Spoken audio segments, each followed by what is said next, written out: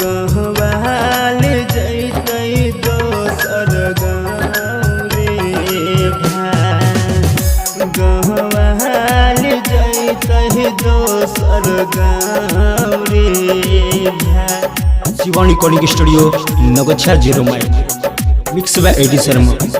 गहवाल जैतै दोसर गाँव रे भाई तुअरा पयलो बराती पयलो बराती तुअरा पयलो बराती फट गेल हमार रे छाती फट गेल हमार रे छाती दुआरा पयलो बराती फट गेल हमार रे छाती गहवाल जैतै दोसर गाँव रे भाई गहवाल जैतै दोसर गाँव रे भाई गहवाल जैतै दोसर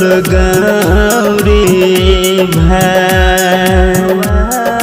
जैतै दोसर गाँव रे भाई।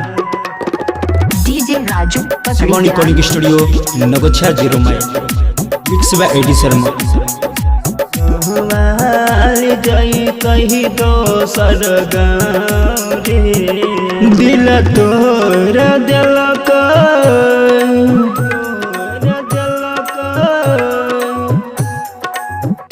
दिल तोड़ देलक दोसर नाम के मंगिया सजैलक दोसर नाम के मंगिया सजैलक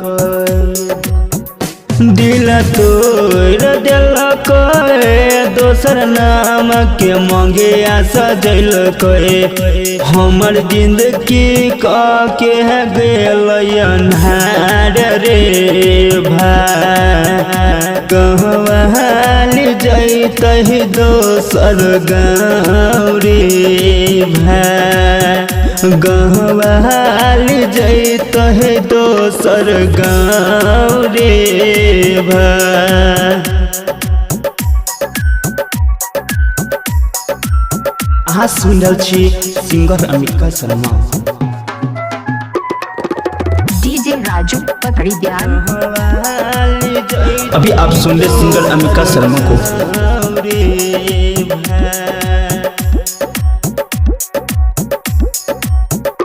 बुझलक न हमर मजबूरी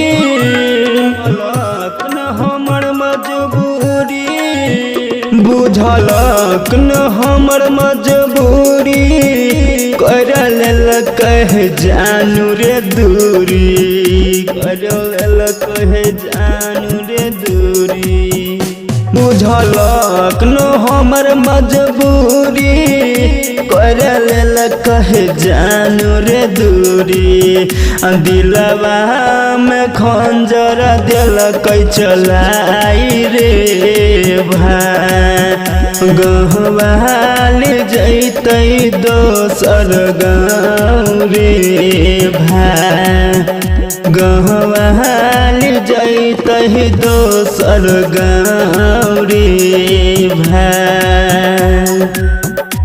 अभी आप सुन रहे हैं शिवानी रिकॉर्डिंग स्टूडियो का शानदार प्रस्तुति। डीजे राजू पकड़ी ध्यान।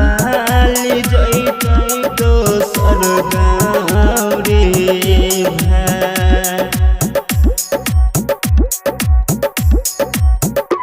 राइटर हम आशीष के पासू राइटर हम आशीष के पासू राइटर हम आशीष के पासू दिल के चांदू यमिका के आंसू दिल के चांदू यमिका के आंसू राइटर हम आशीष के पासू दिल के चांदू यमिका के आंसू सूरज मनोहर के जिंदगी कैल कै वीरान रे भाई गहवाल जैतै दोसर गाँव रे गहवाल जैतै दोसर गाँव रे। Shivani recording studio Nagochha 0 mile mix by एडी शर्मा।